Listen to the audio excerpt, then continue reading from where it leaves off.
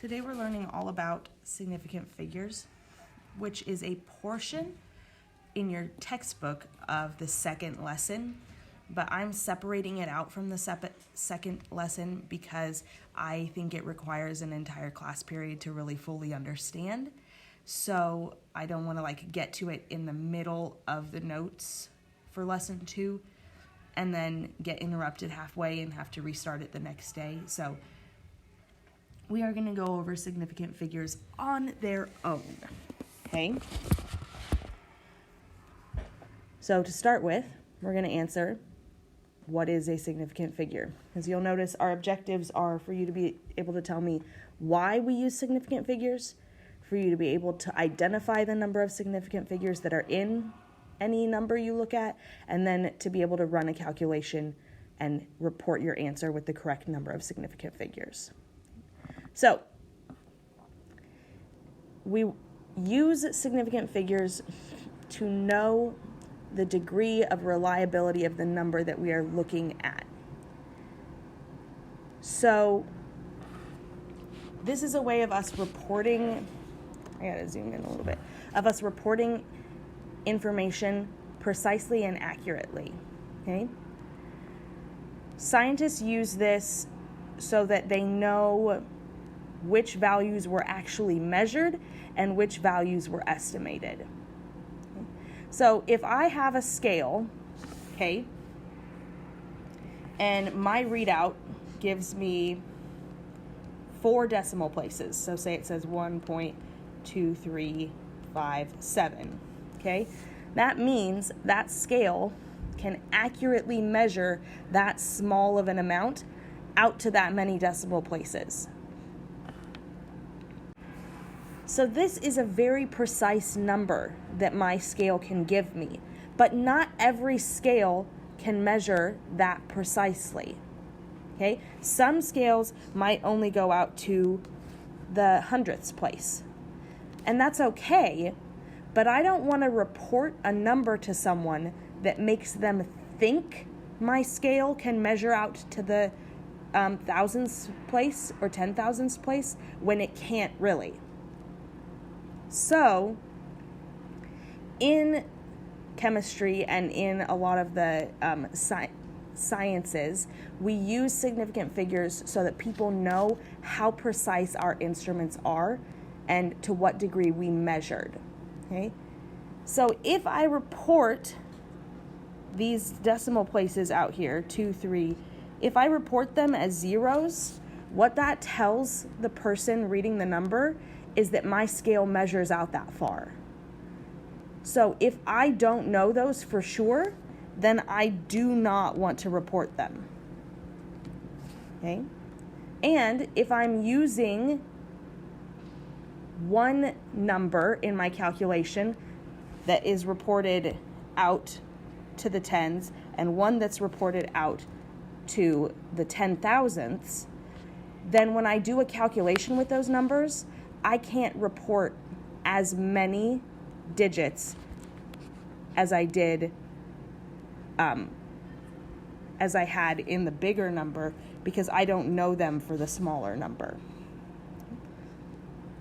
So what we're going to do is we're going to practice identifying how many significant figures are in a number, and then practice using calculations and only reporting the correct number of significant figures. So, rules for deciding the number of significant figures in a measured quantity. In any number that you have, if the number is not 0, that number is considered significant, because it would be impossible to get that number without measuring it, right? I can't measure 1.234 without having measured that last number is in fact 4. So any number that is composed of all non-zeros, however many numbers are in it, is how many significant figures it has. 1.234 has 4 significant figures, 1.2 only has 2. If my zeros are between non-zero digits, then they count as significant as well. Because again, I must know that those numbers are in fact zeros. But zeros that are to the left of the first non-zero digit are not significant. They're just there to show you the position of the decimal point. So notice in these two numbers here that these zeros that come before the first non-zero digit, we didn't actually measure those. They're just there to tell us where the decimal point goes. They are not significant. They don't add precision to our number, therefore they are not significant. So this number, even though there are 4 numbers in it, only has one that is significant, and that's the non-zero digit there.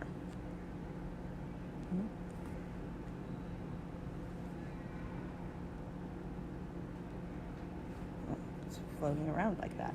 Don't know why. Okay. Then zeros that are to the right of a decimal point in a number are significant, but only if they come after a non-zero digit. So you'll notice this has 2 significant figures because this 0, there are no non-zero digits before it. But the one underneath it, the 2 zeros that come after the number 2, are significant because they come after a non-zero digit.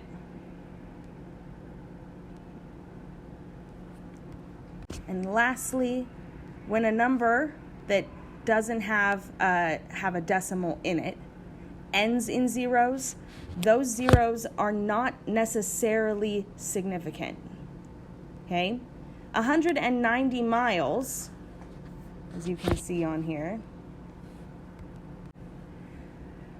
If I measured this 190 miles exactly, okay, I measured it and it was exactly 190 miles, not a tenth more, not a tenth less, then that 0 would be significant.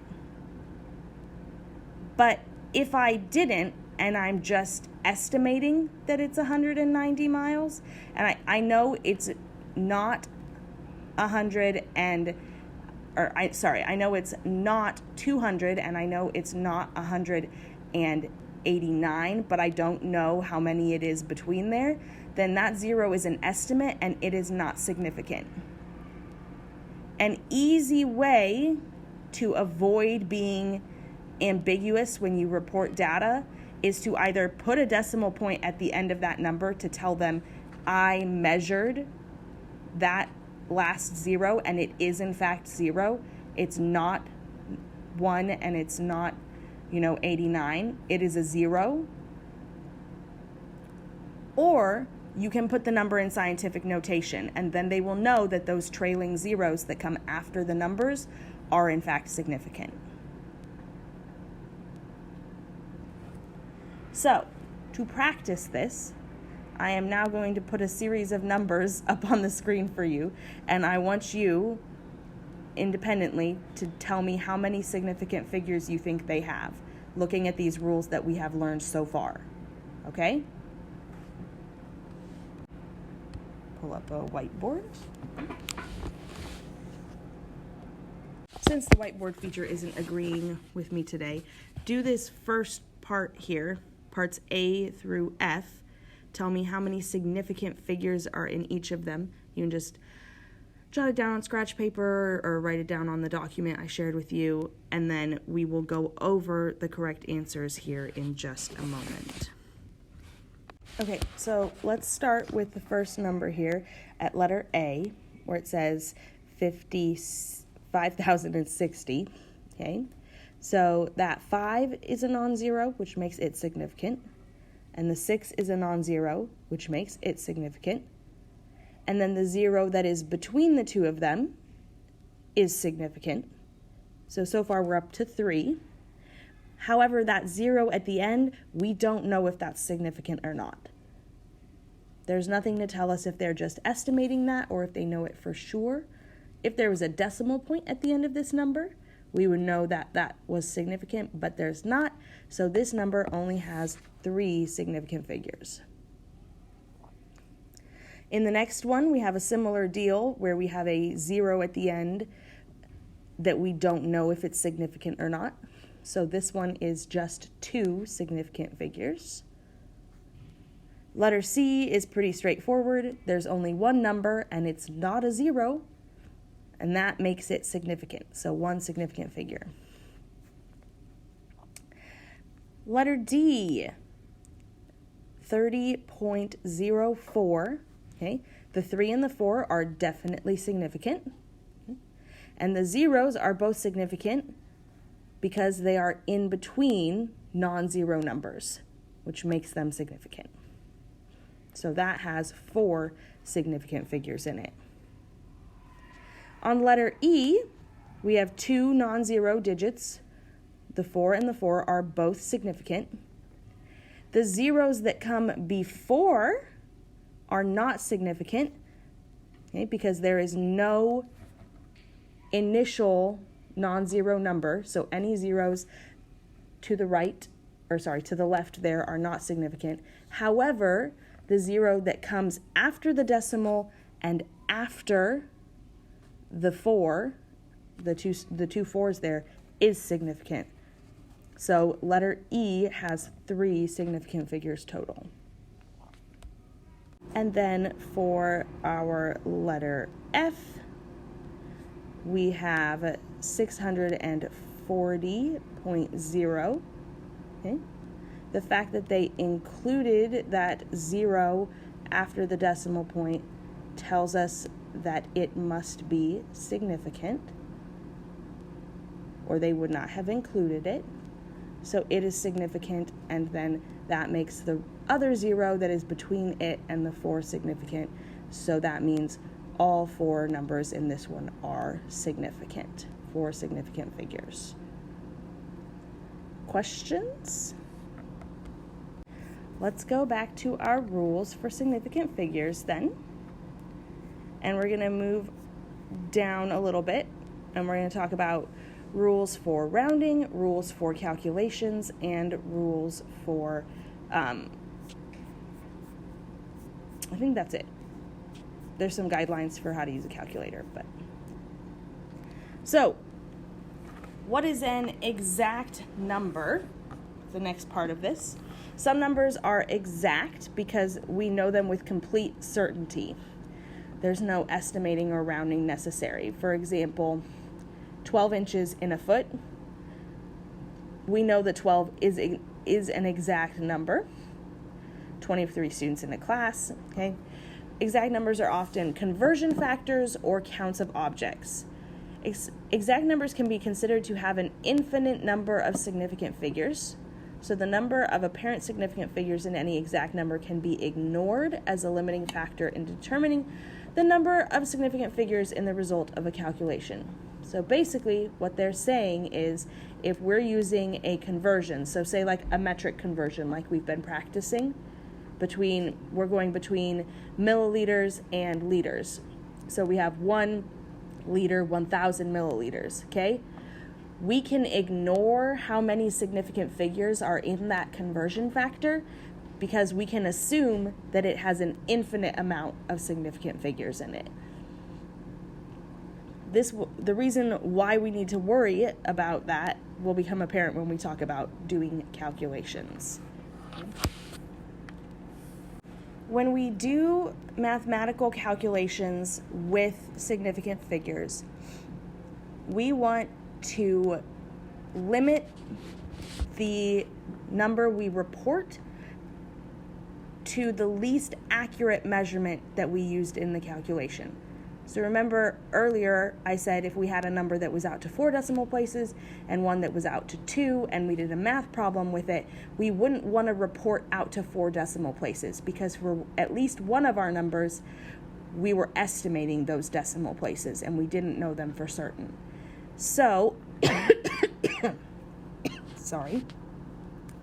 in addition and subtraction, the result is rounded off to the last common digit that occurs furthest to the right in all of the numbers. Okay?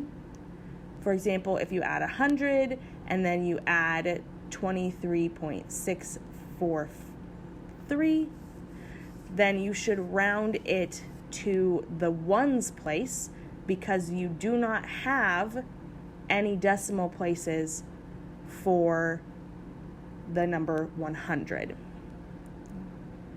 So let me see if I can draw you an example of this.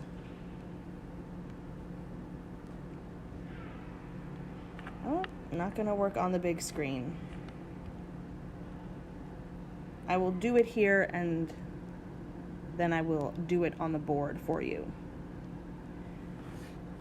So if I added 23.643 and 22.1, then I would get 45.743, and I would want to round to this decimal place because it's the last one that they all have in common with each other. Since that was our bell, we'll end here and we'll pick up with this again on Monday.